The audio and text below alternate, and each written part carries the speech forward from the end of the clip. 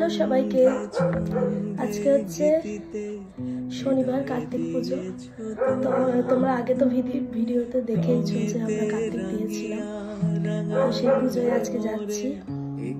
আমি রেডি হয়ে গেছি, একটা শাড়ি পরেছি। বাইরে অবশ্য প্রচন্ড ঠান্ডা, বাইরে ভীষণ ভীষণ ঠান্ডা, যার জন্য চাদর জড়িয়েও সেজেগুজে যেতে হচ্ছে। এখন থেকেই ঠান্ডা পড়ে গেছে। বুবুন মৌসুমি আসবে, তার জন্য আমতলায় দাঁড়িয়ে আছি। আমি সম্রাট আমতলায় চলে এসেছি, এসে মালা কিনে নিয়েছি আর মিষ্টি কিনবো ওরা এলে। আর তাছাড়াও সম্রাটের রিলায়েন্সে একটু দরকার আছে, তাই ও ঢুকেছে, আমি বাইরে দাঁড়িয়েই আছি। গিয়ে কিভাবে কি করছি, কেমন মজা করছি, পুরোটাই তোমাদের সাথে শেয়ার করব। তো ভিডিওটা পুরোটা দেখো তোমরা সবাই। জানি না ভিডিওর প্রথমে ভয়েস শুনে তোমরা কতটা বুঝতে পারছো যে আমার গলার অবস্থা কেমন কি ছিল।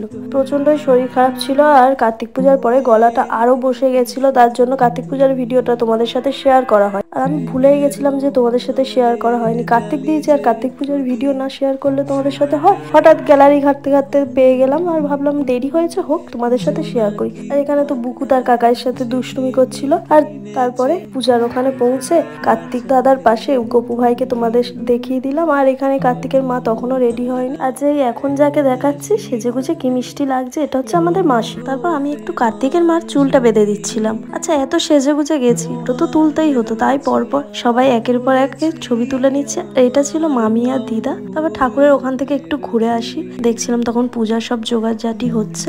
তারপর আমরা একটা গ্রুপ ফটো তুলে আবারও চলে যাই পূজার ওখানে, কেননা আমরা যেহেতু ঠাকুর দিয়েছিলাম তাই আমরা না অনুমতি দিলে পূজার ওখানে বসতে পারতো না। আর ওখানে আমরা একটু ইচ্ছা করে বার্গেনিং করছিলাম। বেশি না, 3000 টাকা দিয়ে দাও। তোমরা ঠাকুর ফেলেছো, আমি ঠাকুরের দামটা আমি দিয়ে দিই।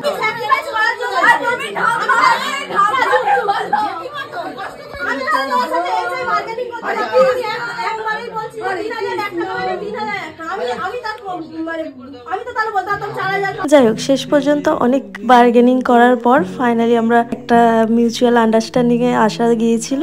এটা করা হচ্ছে অ্যাকচুয়ালি একটু নিজেদের মধ্যে মজা করার জন্য, আর কিছুই নয়। তারপর যেখানে খাওয়ার ছিল সেখানে গিয়ে আমার এত খিদে পেয়ে গেছিল, রাধা বল্লভী আর আলুর দম খেয়ে নি। তারপরে তো এক জায়গায় সবাই বসে বিন্দাস আড্ডাও মারা হচ্ছিল।